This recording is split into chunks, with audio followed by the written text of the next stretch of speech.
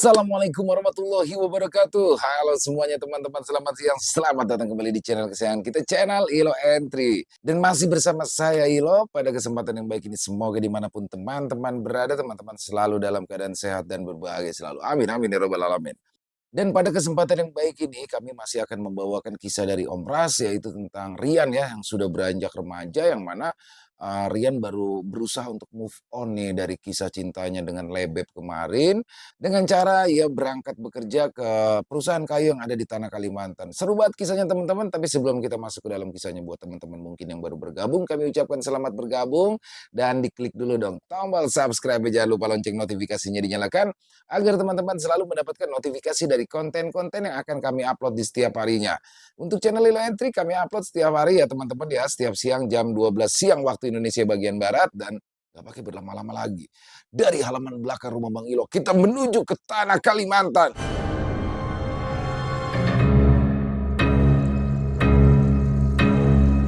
Makhluk gaib, kiriman dukun cabul.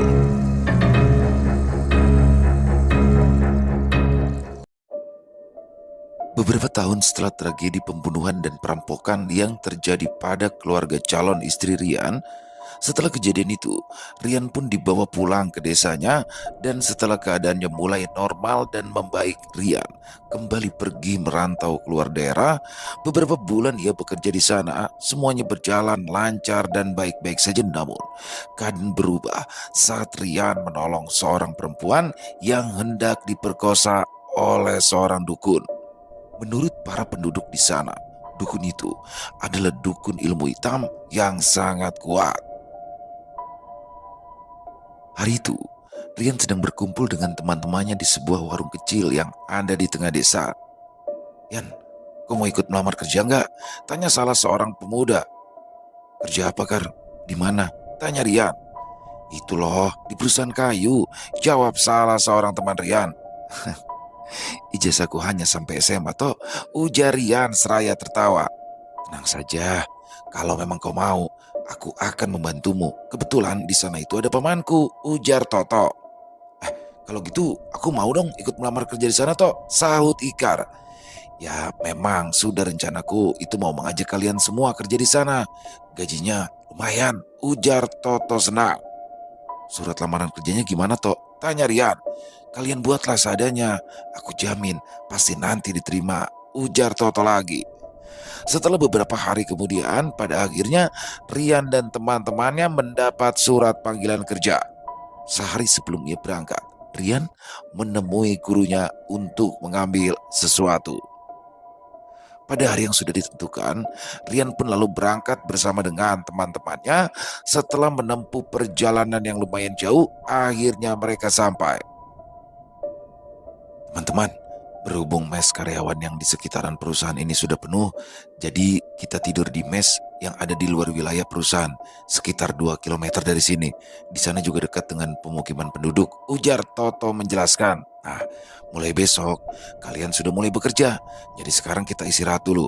Semuanya sudah disiapkan di sana," ujar Toto sambil mengemudi. Teman-teman Toto termasuk Rian, semuanya pun mengangguk menyetujui. "Kalian juga tidak usah khawatir, karena setiap pagi akan ada bus karyawan yang menjemput kita. Dan untuk makanan dan minuman semuanya sudah siap," ujar Toto tersenyum. "Tapi ada yang harus kalian ingat. Jika nanti kita sampai di sana, nanti ada sebuah rumah kecil. Jangan pernah ke sana ya. Karena menurut warga, rumah itu adalah milik seorang dukun ilmu hitam," ujar Toto mengingatkan. "Sudah, tenang aja Tok.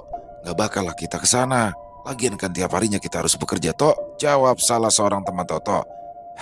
"Ya baguslah, ingat tujuan kita ke sini karena pekerjaan, bukan ada maksud yang aneh-aneh ya," ujar Toto lagi. Serempak teman-temannya termasuk Rian mengangguk. Setelah beberapa saat kemudian, akhirnya mereka pun sampai di sebuah rumah. Nah, iya yang ini. Jadi dalam satu kamar itu 4 orang. Jadi aku, Rian, Wewen, dan Midun tidur sekamar ya, ujar Toto. "Nah, buat kalian berempat kamarnya di sebelah sini, masih kosong kok. Kalian bisa di situ, oke?" ujar Toto lagi, seraya membukakan pintu kamar untuk teman-temannya.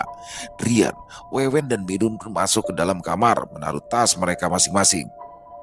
"Yan, Wen, kita jalan-jalan yuk. Ya, siapa tahu saja ada cewek-cewek yang naksir sama kita. Ujar Midun. Kalian sajalah, aku capek, ingin istirahat. Ujar Rian sembari merebahkan tubuhnya. Kau gimana, Wen? Ikut nggak? Tanya Midun. Nggak, aku istirahat juga. Kamu ajakin aja teman-teman di sebelah. Pasti mereka mau. Ujar Wewen. Ya udah deh, aku ke sebelah dulu. Ujar Midun. Yan, ini tempatnya kok serem ya? Ujar Wewen berbisik dari atas tempat tidur. Serem bagaimana? Tanya Rian sambil memainkan handphone. Ya, nggak tahu juga. Seperti ada yang terus memperhatikan kita sedari tadi. Ujar Wewen yang memang terkenal paling penakut. Mungkin saja kamu yang belum mandi, makanya dilihatin dan diperhatikan sama cicak maupun kecoa-kecoa. Jawab Rian seraya tertawa. Wewen diam. Wen, Wen, panggil Rian dari bawah. Sesaat hening, tidak ada jawaban. Rian mengintip ke atas tempat tidur. Ternyata Wewen sudah tidur. Sudah tidur ternyata. Gumam Rian seraya keluar dari dalam kamar untuk menuju WC yang ada di sebelah kamar Ikar CS. Malam harinya, sekitar pukul 7 malam, Toto baru datang. Nih, aku bawain makanan untuk kita. Ujar Toto masuk ke dalam kamar. Lama banget kau, sudah lapar nih, ujar Midun. Maaf, ucap Toto tersenyum. Mereka berempat pun lalu makan sambil sesekali bercanda. Pukul 12 malam, Rian terbangun karena ia ingin buang air kecil. Rian melewati kamar Ikar CS. Sayup-sayup Rian mendengar suara bisik-bisik. Karena penasaran, Rian pun kemudian mendekati pintu kamar Ikar CS mendengarkan suara-suara itu. Jangan-jangan mereka membawa perempuan kemari, batin Rian seraya menjauhi pintu. Keesokan harinya, mereka pun bersiap-siap berangkat kerja sambil menunggu bus karyawan. Kar, tadi malam ada suara bisik-bisik tidak jelas di kamarmu. Ada apa? Tanya Rian seraya duduk di sebelah Ikar. Tadi malam? Jam berapa memang, Yan? Tanya Ikar dengan raut wajah bingung. Sekitar jam 12 malam. Pas aku melintas kamar kalian, aku pikir kalian bawa perempuan. Ujar Rian. Enak aja. Jam 8 malam kita semua sudah tidur. Aku juga tidak bangun sampai jam 12. Apalagi bawa perempuan. Salah dengar mungkin kau. Ujar Ikar. Nah, itu, ayo busnya sudah datang. Ujar Toto mengejutkan teman-temannya. 2 bulan pun berlalu. Sudah beberapa kali Rian berjalan-jalan ke desa yang dekat dengan mes mereka. Rian pun kini sudah mulai akrab dengan gadis-gadis yang ada di desa itu. Bahkan ada janda muda yang selalu membawakan makanan untuk Rian dan teman-temannya. Tapi ada sebuah rumah kayu yang sangat menarik perhatian Rian karena rumah kecil itu setiap hari dan setiap malam selalu didatangi orang-orang yang berbeda, laki-laki maupun perempuan. Tok, rumah itu kok sering didatangi orang-orang. Memangnya kenapa ya, Tok? Tanya Rian saat mereka berjalan melewati rumah kecil itu. Oh, itu kan rumah yang pernah aku ceritakan kepada kalian. Rumah itu milik dukun Saktian. Jangan coba-coba untuk pergi ke sana, bisik Toto. Malam itu, mereka kedatangan Binoy di mes mereka dan seperti biasa, Binoy, si janda muda, selalu membawakan makanan untuk Rian dan teman-temannya. Nay, lama gak kelihatan, mana aja? Rian nyariin tuh, ujar Ikar seraya tertawa kecil. Rian pun hanya tersenyum, namun matanya tetap tertuju pada sebuah novel di tangannya. Binoy tersenyum. Ini, aku bawakan makanan untuk kalian, ujar Binoy seraya menyerahkan makanan kepada Rian. Rian meraih rantang itu dari tangan Binoy. Terima kasih ya, ujar Rian tersenyum dengan wajah memerah. Binoy mengangguk. Ya sudah, kalau begitu aku pulang dulu ya, ucap Binoy tersenyum. Wah, jangan pulang sendirian. Ingat, ini malam Jumat, Noy. Takutnya ada hantu yang bergentayangan, ujar Ikar menakut-nakuti. Iya, lebih baik kamu tidur di sini saja, saut Midun. Kalian ini apa-apaan sih? Ujar Rian menatap satu persatu teman-temannya itu. Kalau memang kamu takut, aku akan mengantarmu pulang, ujar Rian sambil menatap Binoy. Tunggu sebentar, aku ambil baju dulu, ujar Rian sembari masuk ke dalam kamar. Ayo, ujar Rian. Rian berjalan di samping Binoy. Terima kasih ya Rian, ujar perempuan itu. Untuk apa? Tanya Rian. Mengantar aku, ujar perempuan itu lagi. Gak apa-apa, aku sekalian ingin beli rokok, ujar Rian. Rian, aku boleh tanya sesuatu? Tanya Binoy. Tanya apa? Kamu Kamu sudah punya pacar? Tanya Binoy menatap wajah Rian. Sesaat Rian menatap wajah Binoy lalu menatap lurus ke depan. Sudah, jawab Rian. Tapi kata teman-temanmu, kau belum punya pacar. Ujar Binoy lagi. Tahu apa mereka tentang diriku? Jawab Rian seraya tertawa kecil. Apa kau tidak tertarik dengan salah satu perempuan yang ada di sini? Tanya Binoy lagi. Entahlah, jawab Rian seraya berjalan mendahului Binoy. Aduh, pekik Binoy. Rian pun segera menoleh. Kenapa? Tanya Rian. Tersandung, jawab Binoy meringis. Mari ku bantu. Ujar Rian membantu Binoy berdiri. Setelah Binoy berdiri, Rian baru sadar kalau kini mereka sedang berada di depan rumah kecil kediaman dukun ilmu hitam. Rian menoleh ke arah rumah itu. Nampak seorang lelaki tua sedang mengawasi mereka berdua. Ayo Noy, cepat. Ujar Rian menarik tangan perempuan itu. Kau kenapa Rian? Tanya Binoy. Dia itu sedang memperhatikan kita. Lebih tepatnya, memperhatikan kamu. Bisik Rian. Makanya, lain kali jangan memakai pakaian seperti ini. Apalagi harus melewati jalanan sepi seperti ini. Ujar Rian sambil memberikan sarungnya lalu menyelimuti tubuh Binoy. Wajah perempuan itu terlihat senang karena merasa diperhatikan seperti itu oleh Rian. Mereka berdua pun lalu melanjutkan perjalanan. Sesaat kemudian mereka sampai di depan rumah Binoy. Mampir dulu sebentar Rian. Kamu kan pasti capek. Ujar Binoy. Di luar saja ya. Di dalam ada orang tuaku Yan. Gak apa-apa kok, ucap Binoy. Rian lalu mengikut masuk ke dalam rumah. Loh, kenapa dikunci? Tanya Rian. Gak apa-apa. Kamu mau minum apa? Ujar perempuan itu. Terserah saja, jawab Rian. Sesaat kemudian, Binoy kembali lagi dengan membawa segelas kopi. Silakan diminum ya, ujar Binoy tersenyum seraya duduk di sebelah Rian. Rian, aku tahu tentang kisah masa lalumu itu, ujar Binoy ramah. Tentang apa? Tentang kekasihmu yang meninggal setelah dirampok lalu diperkosa. Aku turut berduka ya, ujar Binoy lagi. Sesaat setelah mendengar ucapan Binoy, Rian berduduk sedih terbayang kekasihnya yang kini sudah tiada. Kamu harus melupakannya Rian. Kamu harus bangkit lagi. Kamu tidak boleh membelenggu dirimu dalam kesedihan yang tiada akhir. Masa depan kamu masih panjang Rian, ujar Binoy seraya merangkul Rian. Sudah pernah aku coba, tapi tidak pernah berhasil, jawab Rian pelan. Mungkin kamu membutuhkan seseorang di sampingmu untuk membantumu melupakan mantan kekasihmu itu Rian, ujar Binoy lagi. Kali ini ia sambil memeluk Rian. Maaf, aku harus pulang, ujar Rian melepaskan tangan Binoy. Jangan sok suci kamu Yan.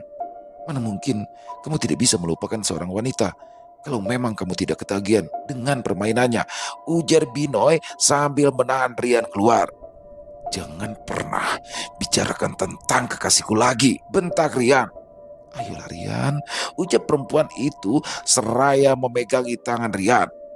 Cepat buka pintu ini atau harus kubuka paksa, bentak Rian lagi dengan wajah kesal. Binoy membukakan pintu, setelah itu Rian bergegas keluar rumah. Di tengah perjalanannya, Rian bertemu lagi dengan lelaki tua yang tadi dilihatnya. Rian bergegas berjalan melewati orang tua itu. Wajahnya seolah seperti tidak senang kala melihat Rian. Setelah beberapa saat kemudian, pada akhirnya dia sampai di mes dengan nafas ngos-ngosan karena berlari. Kenapa kamu Yan? Tanya teman-temannya yang masih berkumpul di luar rumah. Gak apa-apa, jawab Rian singkat lalu ia masuk ke dalam mes. Keesokan harinya, hujan turun dengan sangat deras. Teman-teman, hari ini kita off, ujar Toto. Rian yang mendengar kabar itu bergegas kembali ke tempat tidur dan menyelimuti tubuhnya dengan selimut tebal. Beberapa saat kemudian, Rian sudah tertidur.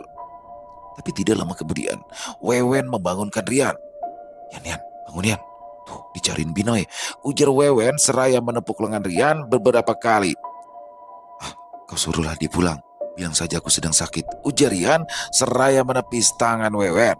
Sesaat kemudian ada seseorang yang mengelus tubuh Rian dari luar selimut. Apalagi sih Wen? Bentak Rian seraya membuka selimutnya dan setelah Rian tahu siapa yang ada di sampingnya, Rian langsung melompat turun dari tempat tidurnya. Mau apa lagi kesini? Tanya Rian kaget kala ia melihat Binoy ada di tempat tidurnya. Aku mau mengembalikan sarungmu dan mengantarkan makanan untukmu, ujar perempuan cantik itu. Aku sudah makan, berikan saja untuk teman-temanku di sebelah, ujar Rian. Sekalian aku juga ingin minta maaf atas kejadian tadi malam, ujar perempuan itu menunduk. Ya sudah, tidak apa-apa. Asal lain kali jangan begitu lagi ya. Pulanglah, aku mau tidur, ujar Rian. Sepertinya memang semua lelaki menjauhi aku, termasuk kamu. Sebegitu hinanya ke aku di mata lelaki, isak perempuan itu. Bukannya begitu. Aku tidak pernah memandangmu hina. Cuma saat ini aku hanya ingin tidur. Aku ingin istirahat. Itu saja, tidak lebih, ujar Rian. Andai aku bisa memilih, aku pun tidak ingin menjadi janda. Aku tidak ingin dianggap perempuan yang tidak bisa membina rumah tangga.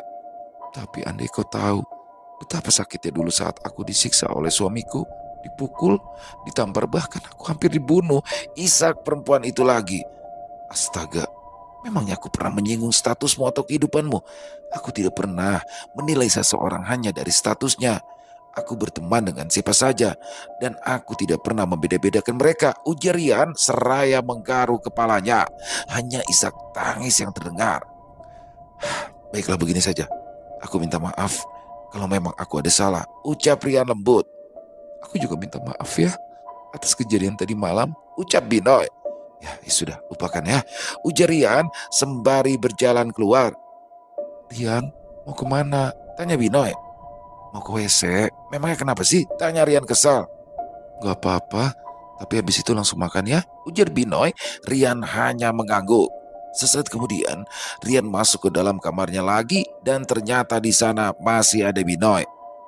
Ini makannya Rian, dimakan dulu ya, ujar Binoy lagi.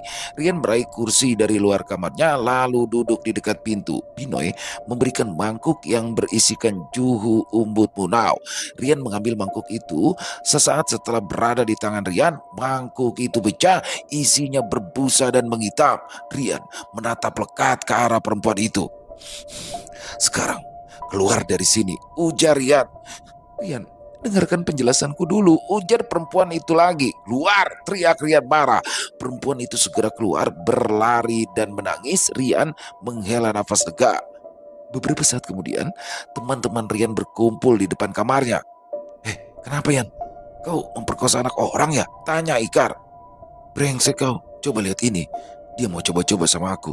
Gara-gara tadi malam aku pulang tidak pamit mungkin, ujar Rian sambil menunjuk mangkuk dan makanan yang terlihat sudah seperti kotoran itu.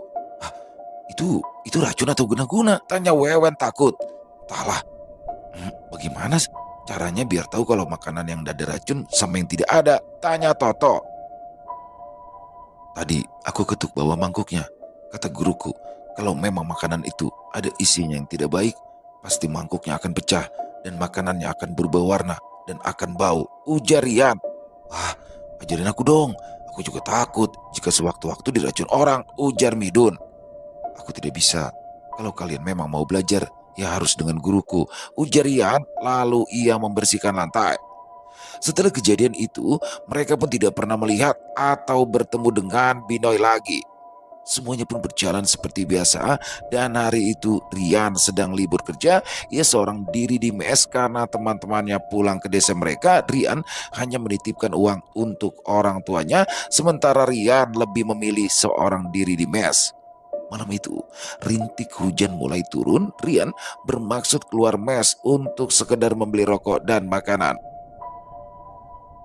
Rian mengunci pintu, lalu ia berjalan di bawah rintik hujan tanpa memakai payung. Ia hanya memakai jaket kain dan topi. Di tengah jalan, tepat di dekat rumah kecil milik dukun ilmu hitam itu, Rian mendengar suara teriakan seorang wanita. Mungkin itu Kambin Manak. Batin Rian berusaha mengacuhkan suara itu. Rian bergegas melewati rumah itu. Namun suara gedoran pintu dari dalam itu membuat Rian terhenti tepat di depan rumah itu. Tolong, teriak suara itu. Jangan, Tolong, jangan. Teriak suara itu lagi sambil terisak. Rian bergegas berlari menaiki tangga rumah kayu itu. Lalu dengan sekali tendangan keras, dengan disertai tenaga dalam, pintu rumah itu roboh. Rian melihat pemandangan yang sangat menyayat hati. Ada seorang gadis setengah telanjang sedang dicumbu oleh seorang lelaki tua.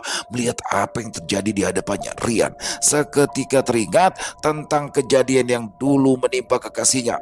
Bangsat, kau tua bangka iblis setan, teriak Rian seraya menyerang lelaki tua itu. Rian menarik lelaki tua itu hingga tersandar di dinding dengan sangat marah. Rian menghajar lelaki tua itu tanpa ampun.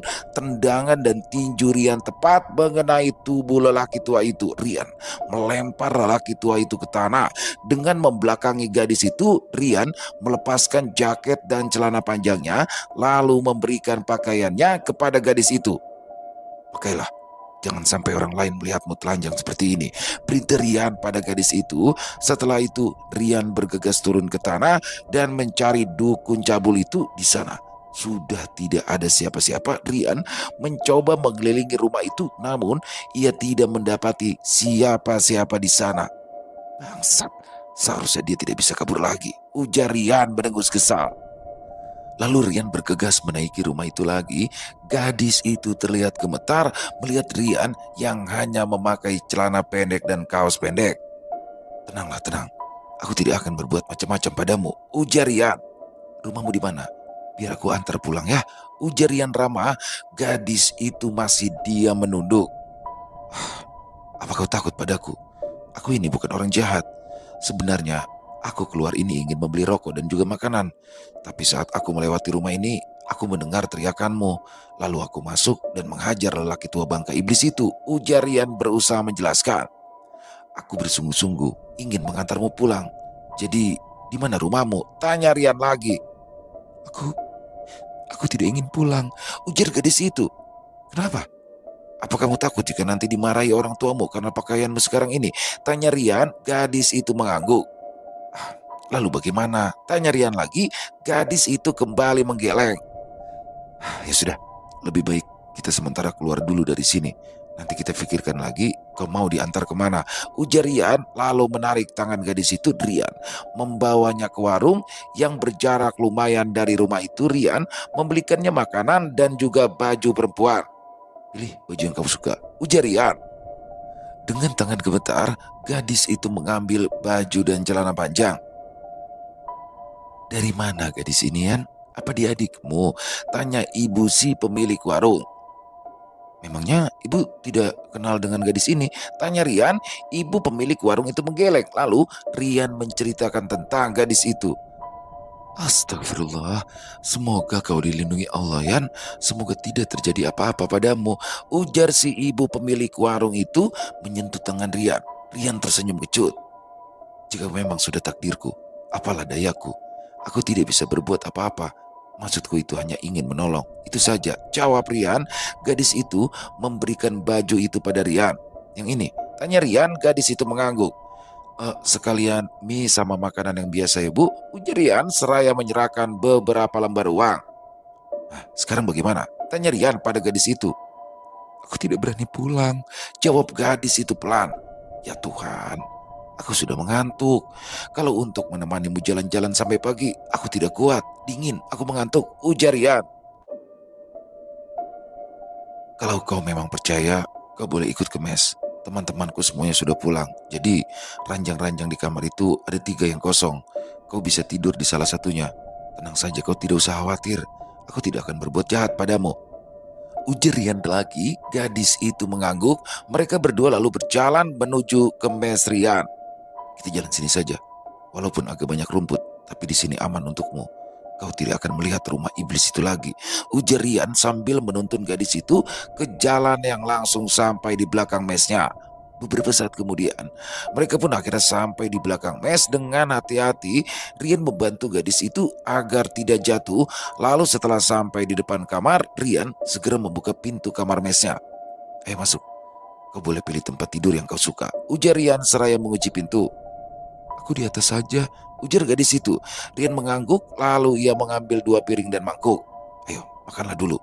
ujar Rian seraya meletakkan makanan itu ke dalam piring. Kamu? Aku sudah makan. Tadi itu aku cuma ingin beli rokok dan camilan, ujar Rian seraya berdiri dan duduk di ranjangnya. Kalau boleh tahu, kamu itu sebenarnya ada apa ke rumah dukun itu? Tanya Rian. Kata teman-temanku, dukun itu sakti. Lalu aku mencoba ke sana untuk menyatukan kembali kedua orang tuaku. Kata dukun itu, aku harus menunggu sampai malam hari. Dan ternyata dukun itu ingin berbuat jahat padaku. Aku malu sekali, ujar gadis itu mulai terisak. Sudahlah, kau ganti saja bajumu. Itu di dapur itu kosong. Kalau WC ada di luar di sebelah kamar yang di ujung itu. Kalau kau ingin buang air, bangunkan saja aku. Nanti biar aku awasi dari pintu kamar ini, ujar Rian. Gadis itu mengangguk. Terima kasih, kau sudah sangat baik padaku. Padahal kita tidak saling kenal, ujar gadis itu. Rian tersenyum lalu merebahkan tubuhnya membelakangi gadis itu. Sekitar jam 3 malam, Rian terbangun karena ia merasakan perutnya sangat sakit. Seketika Rian terasa mual. Rian bergegas ke dapur. Sesampainya di dapur, Rian muntah. Darah hitam kental dan berbau busuk. Ujar Rian seraya masuk ke dalam mencari air dari dalam tasnya. Rian terus memuntahkan darah hitam kental dan berbau busuk itu hingga spraynya basah oleh darah yang ia muntahkan. Wajah Rian memucat, tangannya mulai gemetar. Ya Allah, kamu kenapa? Pergi gadis itu. Tolong carikan air di dalam tasku. Cepat, ujar Rian lemah. Gadis itu bergegas turun dan mencari air di dalam tas itu. Ini nggak salah, airnya sedikit. Aku ambil di dapur saja ya, ujar gadis itu. Tidak usah, aku hanya membutuhkan air itu, ujar Rian berusaha berdiri. Tubuhnya semakin lemah dan seluruh tubuhnya gemetar. Rian terjatuh dan menggigil di lantai. Gadis itu berlari ke arah Rian, meletakkan kepala Rian di pangkuannya dan meminumkan air di dalam botol kecil itu. Setelah air itu masuk ke dalam mulut Rian, tiba-tiba saja tubuh Rian mengejang dan sesaat kemudian ia terbatuk dan ia lalu memuntahkan sesuatu lagi, kepala ayam hitam yang sudah membusuk dan juga ada cairan yang berbau sangat busuk keluar dari mulut Rian. Danur, pergi gadis itu seraya menutup mulutnya. Setelah semua cairan itu keluar, Rian terkapar tak sadarkan diri. Keesokan harinya, Rian terbangun dengan wajah yang sangat pucat. Syukurlah kamu sudah bangun. Aku sangat takut mengingat kejadian tadi malam, ujar gadis itu seraya membersihkan tubuh Rian. Rian berusaha bangun namun ditahan oleh gadis itu. Jangan kemana-mana dulu ya, ujar gadis itu. Rian merasa tidak enak dengan apa yang terjadi semalam.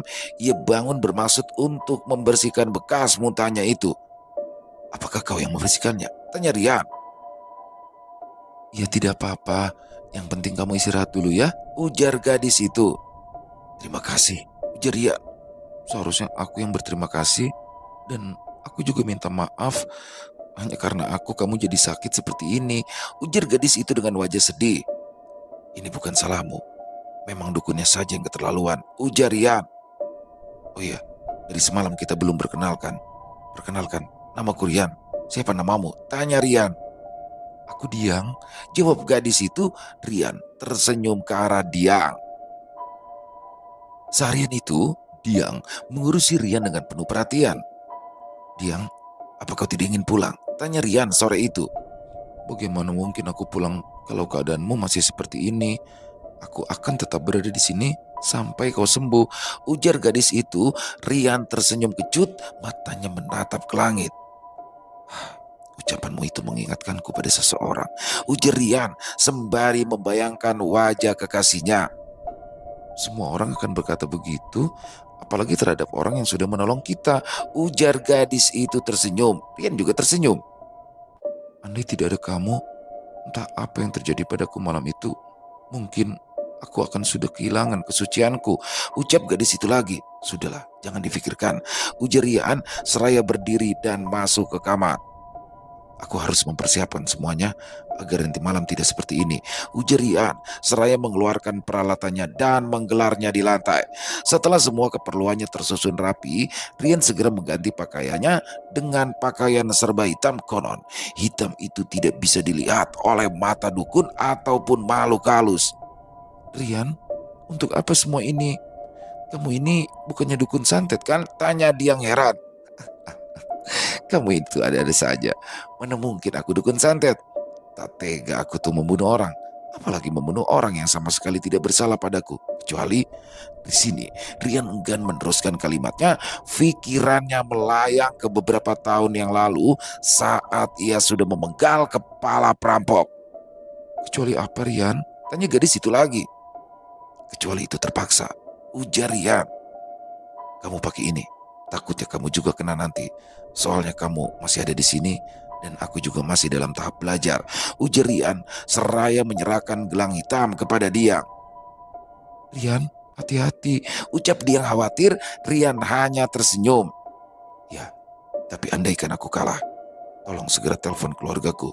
Handphoneku ada di situ, ujar Rian berpesan seraya menunjuk ke handphonenya yang berada di dekat bantal.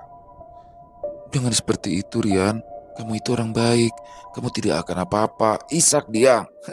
Sudah, jangan menilai orang hanya dari luar saja. Kamu cuma tidak tahu aku, masa laluku bagaimana.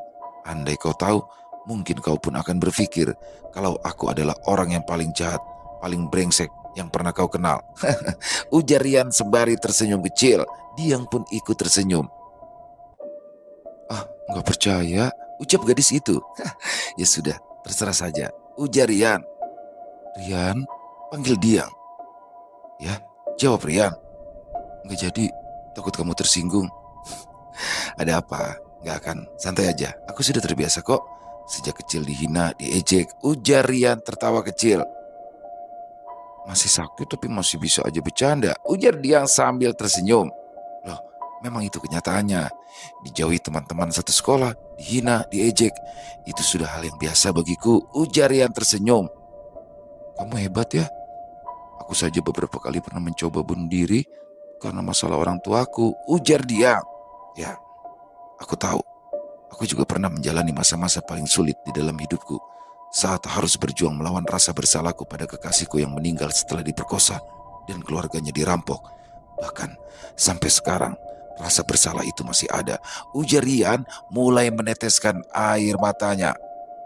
Maka dari itu, saat aku melihat kau hendak diperkosa kemarin, aku tidak bisa lagi menahan emosiku, ujar Rian sambil mengusap air matanya. Kekasihmu beruntung bisa mendapatkan lelaki sepertimu yang sangat mencintai dia dengan tulus. Pasti dia sangat cantik, ujar Diang sambil tersenyum. Tidak seberuntung kelihatannya, ujar Rian menunduk mengingat kejadian di malam itu saat dia merenggut kesucian kekasihnya. Rian, kalau boleh aku ingin melihat foto kekasihmu. Boleh? Tanya Diang. Aku bahkan tidak punya satupun.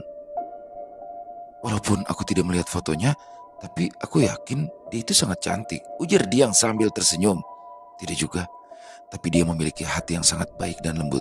Bahkan di saat aku melakukan hal gila pun, dia masih bisa untuk memaafkanku. Dia adalah perempuan yang memberikan aku sejuta kebahagiaan. Tidak seperti perempuan-perempuan yang pernah aku temui, ujar Rian. Memangnya dia itu kekasihmu yang keberapa? Yang pertama, jawab Rian. Lalu wanita-wanita yang kau temui sebelum dia, tanya Diang lagi. Teman, sama seperti perempuan-perempuan di desa ini. Mereka itu hanya teman. Aku tidak berniat untuk memacari mereka, ujar Rian. Kenapa? Tanya Diang penasaran. Karena aku takut, ujar Rian. Takut? Takut kenapa? Apa menurutmu kami perempuan adalah sosok yang menyeramkan? Tanya Diang seraya memperagakan sosok makhluk yang menyeramkan. Bukan itu. Kalau itu sih keterlaluan, ujar Rian sambil tertawa kecil. Lalu tanya Diang lagi. Mereka terlalu berlebihan. Maksudnya bagaimana? Tidak hanya sekali atau dua kali, tapi sering. Perempuan-perempuan yang entah menyukai kau atau tidak, mereka sering memperlihatkan sesuatu yang seharusnya tidak diperlihatkan pada siapapun selain suaminya nanti. Tujuannya hanya untuk membuatku tertarik.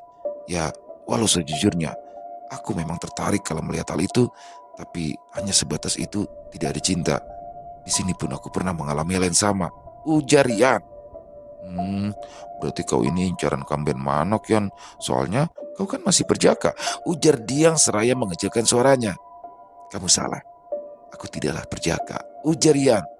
Tadi katanya, kata Diang heran. Dulu, aku pernah memperkosa kekasihku, ujar Rian lagi. Maksudnya? Rian lalu menceritakan secara detail tentang kejadian dulu itu kepada Diang. Sebenarnya dia tidak mau, tapi akulah yang memaksanya karena aku takut kehilangan dia. Karena saat itu statusnya adalah istri orang, ujar Rian. Dan ternyata aku memang benar-benar kehilangan dia untuk selamanya, ujar Rian. Kali ini ia menunduk. Aku ikut sedih ya, jalan cinta kalian harus seperti itu, ucap Diang. Rian pun tersenyum. Semoga kau mendapatkan pengganti dia lagi ya Rian, ujar Diang. Amin. Semoga saja tidak perlu cantik, yang penting dia bisa membuat masakan kesukaanku, ujar Rian tersenyum. Memangnya apa masakan kesukaanmu itu? Tanya Diang. Juhu umbut uwe, ujar Rian tersenyum. Kau ini ada-ada saja. Anak kecil pun bisa membuatnya Rian, ujar Diang sambil tertawa. Aku serius. Pada awalnya aku tidak suka, tapi setelah dia yang memasaknya, entah kenapa, aku malah sangat menyukai Juhu umbut uwe. Dia mencari umbutnya sendirian, memasaknya sendirian, tapi rasanya itulah yang membuat aku suka. Biasanya kan umbut uwe itu pahit, tapi kalau dia yang memasak, rasanya itu manis dan enak, ujar Rian. Wah, kalau itu sulit, sama saja seperti membuat asam menjadi madu, ujar Diang tertawa. Ya, kau benar. Bahkan ibuku saja tidak bisa membuat umbut uwe menjadi manis, ujar Rian lagi. Tapi andaikan ada temanmu yang bisa membuatkannya, bagaimana? Apa kau akan menikahinya? Tanya Diang, lalu ia tertawa terbahak-bahak. Rian, aku mau masak dulu ya, ujar Diang. Rian pun mengangguk. Setelah Diang ke dapur, Rian mengambil sesuatu dan membawanya keluar rumah, menanam sesuatu itu tepat di depan rumah. Setelah itu, Rian mencuci tangannya dan masuk ke kamar lalu membaringkan tubuhnya di atas tempat tidur. Rian memikirkan yang terjadi padanya kemarin. Secara tidak sadar, Rian sudah mengingkari janjinya kepada Inai dan juga amainya untuk tidak ikut campur lagi dengan masalah orang lain, dan sekarang dia harus menerima serangan santet dari dukun itu. Yan, kamu mau makan sekarang? Tanya Diang mendekatinya. Rian, ujar Diang seraya menepuk-nepuk lengan Rian. Kenapa? Tanya Rian menatap Diang. Apa kamu mau makan sekarang? Biar aku suapi ya, ujar Diang. Nanti saja, aku bisa sendiri. Kalau kamu mau makan, kau makan saja duluan ya, ujar Rian. Kalau begitu aku dulu ya, ujar Diang yang dibalas anggukan oleh Rian. Masih jam 7, masih punya waktu untuk tidur, batin Rian. Rian pun mencoba memejamkan matanya. Rian, boleh pinjam handuk? Aku ingin mandi, sekalian pinjam baju boleh, ujar Diang lagi. Memangnya kemarin itu kenapa kau tidak mengambil 2 atau 3 lembar baju, ujar Rian seraya memberikan baju dan celana yang ada di dalam lemari dekat tempat tidurnya. Aku gak berani, ujar Diang menunduk. Ya sudah, ambil ini. Maaf ya, baju-bajuku mungkin agak kebesaran untukmu, ujar Rian seraya memberikan baju, celana dan handuk untuk Diang. Diang berjalan ke arah kamar mandi. Setelah itu Rian mengambil bukunya dan mulai membaca. Beberapa saat kemudian tiba-tiba saja terdengar teriakan dari arah kamar mandi. Rian melompat bangun dan berlari menyusul ke arah teriakan Diang. Diang, apa kau baik-baik saja? Tanya Rian cemas. Ada binatang yang menggigitku, isak Diang gemetar. Apa itu? Ular atau apa? Tanya Rian panik. Tidak tahu, di sini gelap, aku tidak bisa melihatnya, ujar Diang. Cepat keluar dari situ. Tapi aku takut. Rian lalu mendobrak pintu kamar mandi itu. Diang duduk di sudut kamar mandi. Di dalam kamar mandi itu memang gelap karena lampunya mati. Jangan kesinian, aku sedang tidak memakai apa-apa, ujar Diang. Di mana handuknya? Tanya Rian berusaha mencari handuk. Di dinding. Ah, ini pakai. Nanti kau obati luka bekas gigitan binatang itu, ujar Rian. Diang memegang pundak Rian, berjalan keluar kamar mandi dengan kaki yang pincang. Setelah sampai di dalam kamar, Diang duduk dengan tubuh gemetar di atas ranjang Rian. "Di mana kau digigit binatang itu?" tanya Rian. Diang lalu memperlihatkan kakinya. "Ah, ini seperti gigitan kelabang besar," ujar Rian seraya menyulut rokoknya. Setelah beberapa isapan, Rian mendekatkan ujung rokok yang masih menyala itu pada luka bekas gigitan kelabang di kaki Diang. "Kau ingin apa, Yan?" tanya Diang takut. "Aku ingin mengeluarkan racunnya. Aku tidak tahu cara lain selain ini," ujar Rian. "Tidak akan sakit, percayalah," ujar Rian memegang kaki Diang. "Tapi pelan-pelan ya," ucap Diang seraya menutup matanya. Rian tersenyum melihat Diang. Setelah beberapa saat, "Bagaimana? Masih sakit?" tanya Rian. "Sudah berkurang, terima kasih," ujar Diang. "Ya, aku pun sering digigit kelabang ataupun kalajengking. Bahkan pernah juga aku digigit ular piahe," ujar Rian. "Ular?" ujar Diang. "Ya, tapi ular piahe itu tidak berbisa. Gigitannya tidak akan mengakibatkan kematian. Hanya rabun selama seminggu atau lebih," ujar Rian tersenyum. "Diang, pasti orang tuamu mencari sekarang. Apakah kau tidak ingin pulang?" tanya Rian pelan. "Mereka tidak akan memperdulikanku, apalagi mencariku. Kalau aku memang merepotkanmu, aku akan pergi sekarang juga," ujar Diang menunduk. "Oh, bukan itu maksudku. Aku tidak akan membiarkanmu pergi dari sini sendirian. Kalaupun kau ingin pulang, aku pasti akan mengantarmu," ujar Rian. Diang pun menunduk. "Sekarang kau tidurlah. Kalau kau tidak bisa ke atas, tidur di sini saja," ujar Rian. "Besok kita akan ke pasar membeli baju untukmu ya," ujar Rian lagi. Diang menutupi tubuhnya dengan selimut sementara Rian duduk di ujung tempat tidur. 2 hari lagi Toto dan yang lainnya datang. Bagaimana aku menjelaskan tentang gadis ini? Aku yakin mereka tidak akan percaya, batin Rian. Tiba-tiba di luar terdengar suara tertawa cekikikan. Diang membuka selimutnya lalu duduk, wajahnya ketakutan. Rian berdiri bermaksud hendak membuka pintu, namun tangannya ditarik Diang. "Jangan Rian, itu pasti hantu, jangan dibuka," bisik Diang. "Sudah, tidak apa-apa, aku tidak takut dengan kambing manak. Kalau dibiarkan dia akan terus mengganggu," ujar Rian melepaskan tangan Diang. "Rian, jangan," bentak Diang tetap memegang tangan Rian dengan kasar. "Aku takut jika yang dikatakan orang-orang benar tentang hantu itu. Dia akan mengambil payudara perempuan yang masih perawan," ujar Diang. Rian mengurungkan niatnya lalu duduk di dekat Diang. "Apa benar begitu? Yang aku tahu mereka itu hanya mengincar laki-laki," ujar Rian. "Itu kata orang. Aku pun juga tidak tahu benar atau tidak," jawab Diang. Suara tawa itu semakin lama semakin jauh dan tiba-tiba saja dari atas atap rumah terdengar ada sesuatu berjalan tanpa sadar. Diang memeluk Rian, menyembunyikan wajahnya di belakang Rian. "Tidak usah takut, dia tidak akan bisa masuk," ujar Rian melepaskan pelukan gadis itu. "Jangan kemana-mana Rian," ujar Diang memeluk Rian semakin erat. "Aduh, dadaku sakit," ujar Rian mencoba melepaskan tangan gadis itu. Krek, krek. Suara di atas atap itu semakin menjadi. "Dukun itu sudah mulai beraksi. Kalau kau terus memelukku seperti ini, kita berdua bisa mati," ujar Rian melepaskan pelukan gadis itu. "Tapi," ujar Diang ketakutan. "Kau di sini saja. Aku tidak akan meninggalkanmu," ujar Rian seraya berdiri. "Rian, hati-hati," ujar Diang dengan suara bergetar. Rian mengangguk. Lalu Rian duduk di atas kain hitam yang ia gelar, dan di atasnya sudah ada air di dalam botol kecil itu. Dengan perlengkapan seadanya, Rian berusaha menangkis serangan santet yang dikirim oleh dukun ilmu hitam itu. Rian duduk dengan mata terpejam. Mulutnya mulai merapalkan doa-doa yang telah diajarkan oleh gurunya.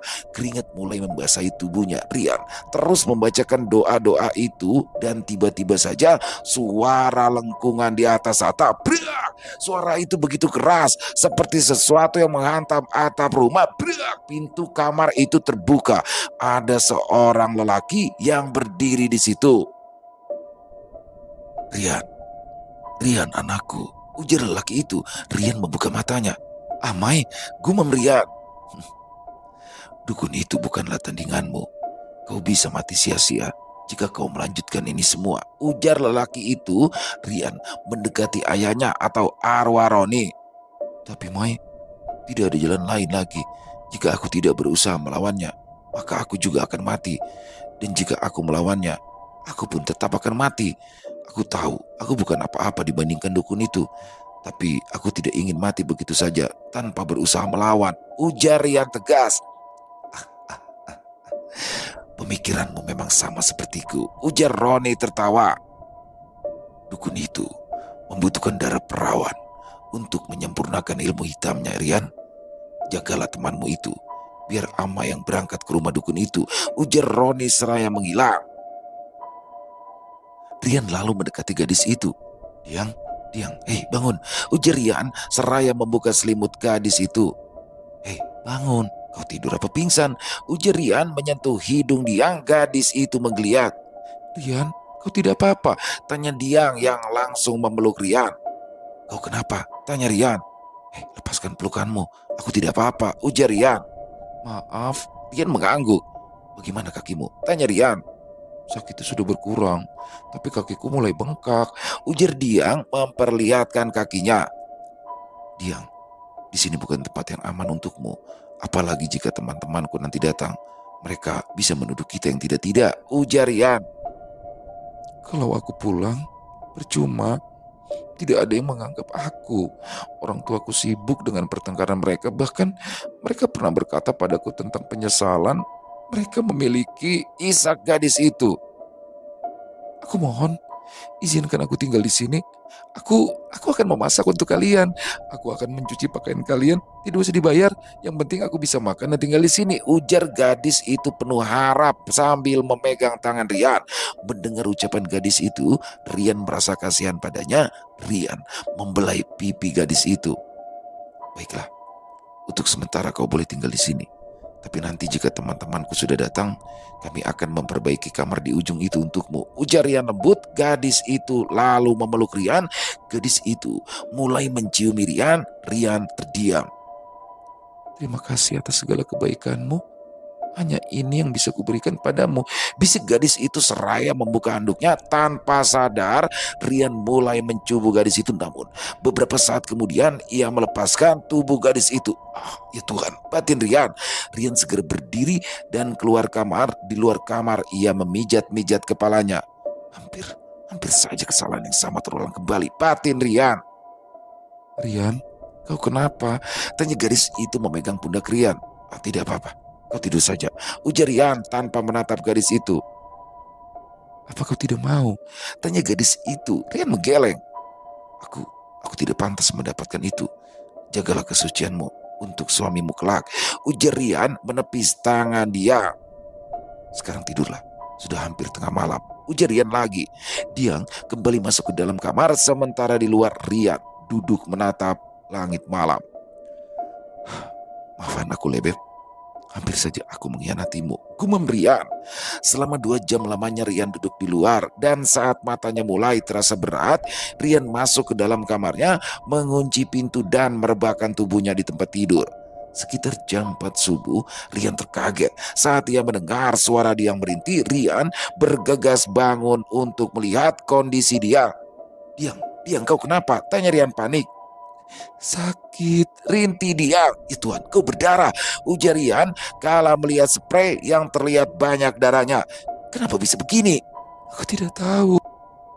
Mari ku bantu turun, ujar Rian lalu membantu Diang turun. Setelah Diang turun, Rian memberikannya sarung.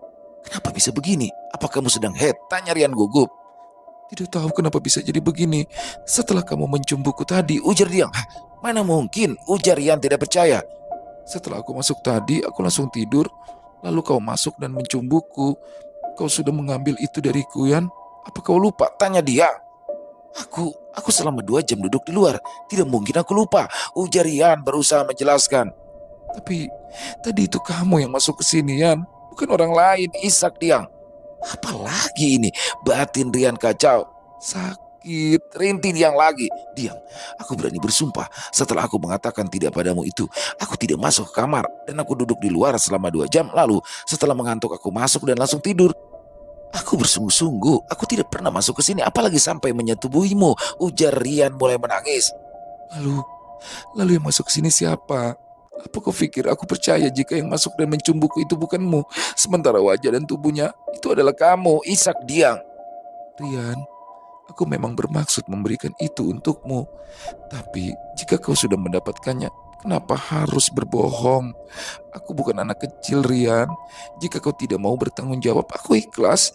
Aku tidak akan memaksamu untuk menikahiku. Tidak akan memberitahukan kejadian ini pada siapapun. Ishak diam, Rian semakin kacau. Tapi tolong jangan perlakukan aku seperti ini, Rian. Kau yang berbuat dan kau sendiri tidak mengaku kalau itu kau. Ishak diam, tangannya masih memegangi perutnya. Tunggu di sini sebentar, ujar Rian. Kau mau kemana? Apa sekarang kau tega meninggalkan aku dalam keadaan seperti ini? Ishak diam. Tidak, tolong jangan berpikiran seperti itu. Aku hanya ingin ke belakang sebentar, ujar Rian seraya bergegas ke hutan yang ada di belakang mes. Amai Roni, apa kau percaya padaku, Mai? Gumam Rian. Aku benar-benar tidak melakukan itu pada Diang, tangis Rian. Bukankah tadi aku berpesan agar kau menjaga temanmu itu? Apa kau masih tidak pahala artinya menjaga? Tanya suara tanpa wujud itu. Aku hampir saja melakukan kesalahan lagi, Mai. Makanya saat aku teringat kekasihku, aku langsung pergi keluar, ujar Rian. Amai tidak sanggup melawan dukun itu, Yan. Lebih baik besok kau pulang sebelum terjadi apa-apa padamu, ujar suara itu lagi. Lalu Diang, tanya Rian. Antarkan saja dia pulang. Dia sudah tidak suci lagi. Dia sudah diperkosa oleh jin milik dukun itu, ujar arwah Roni. Tapi, Mai, dia menuduhku lakukan itu padanya, Mai. Dan saat ini kemaluannya terus-menerus mengeluarkan darah, ujar Rian. Amai, teriak Rian dengan wajah lesu, sedih dan menyesal. Rian kembali ke dalam mes. Diang, panggil Rian. Aku di sini, ujar Diang dengan suara lemas. Astaga, kenapa kau di sini? Mana pakaianmu? Ujar Rian. Tolong aku, Yan. Ada sesuatu yang mengganjal di kemaluanku, ujar Diang dengan perasaan kacau. Rian mendekati Diang yang berdiri membelakanginya di dekat WC. Diang, apa kau baik-baik saja? Tanya Rian pelan. Rian, jangan, itu bukan aku, teriak Diang dari arah pintu kamar mes. Seketika Rian mundur. Kenapa?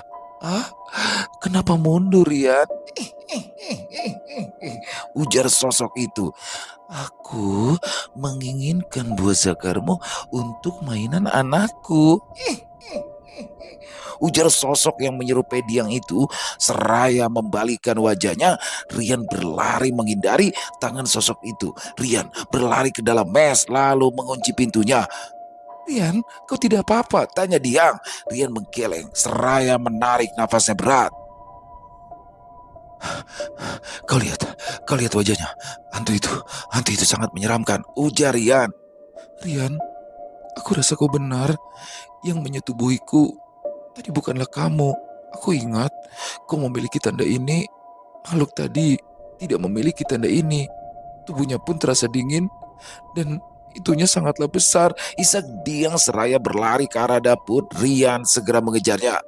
Diang, letakkan pisau itu. Diang, kamu jangan macam-macam, ujar Rian. Lebih baik aku mati saja, Rian. Aku tidak mau terus-menerus disetubuhi oleh makhluk itu. Ishak Diang. Saat itu pikiran Rian sangat kacau, buntu. Rian terpaksa harus merebut pisau itu. Cepat lepaskan pisau ini, ujar Rian menahan mata pisau itu dengan telapak tangannya. Kau jangan membuatku semakin kacau begini.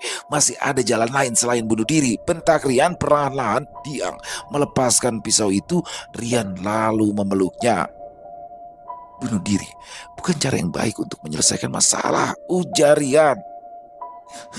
Tapi lambat laun aku pasti akan mati jika aku terus mengeluarkan darah seperti ini, bisik Diang. Ganti pakaianmu dan kita akan berangkat malam ini juga. Aku akan membawamu ke tempat guruku. Semoga saja beliau bisa menyembuhkanmu, bisik Rian.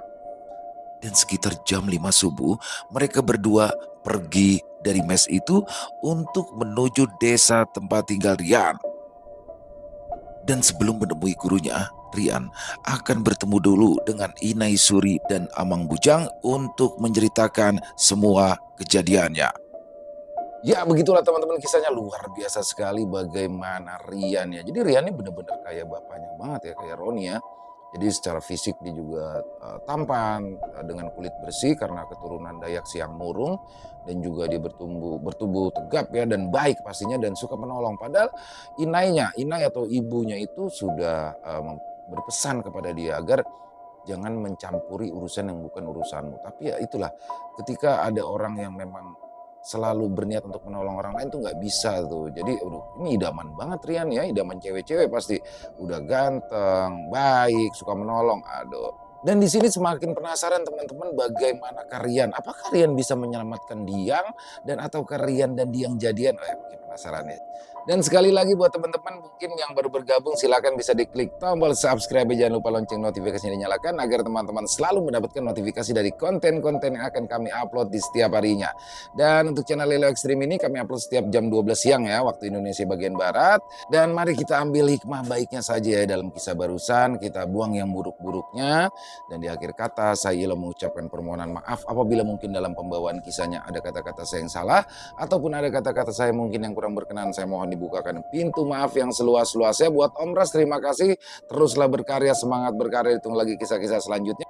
Dan buat seluruh teman-teman kami juga ingin mengucapkan terima kasih atas dukungannya selama ini, atas kehadirannya di setiap harinya, karena teman-temanlah kami selalu bersemangat berkarya di setiap harinya. Dan sampai berjumpa besok jam 12 siang masih bersama saya Ilo di channel Ilo Entry. Wassalamualaikum warahmatullahi wabarakatuh.